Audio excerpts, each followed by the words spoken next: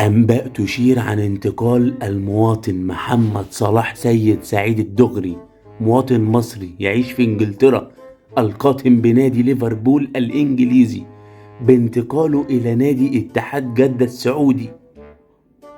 محمد طعمية هيبقى محمد كبسة، بمبلغ خرشتمير مليور مرامير مرامير جنيه. بيقول لك الثانية اللي أنا كلمتك فيها دلوقتي بمليوناية. مش دي المشكلة. ليه محمد صلاح سيد سعيد الدغري يروح من ليفربول لاتحاد جدة؟ رأيي أنا قافش شوية على يورجن كلوت، كل شوية يخرجه وتعالى، وبيقلد جوارديولا وبيخرج هالاند، يحسبها حركة كبار.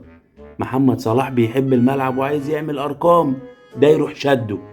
طلع اتنرفز، بقولك ايه يا ابو عباس الوكيل بتاعه، انا رايح اتحاد جدة. حركة تهديدية، ده رأيي لحد دلوقتي، تهديدية كده، يعطي الضوء الاخضر للاتحاد جدة ان هو يتفاوض معاه.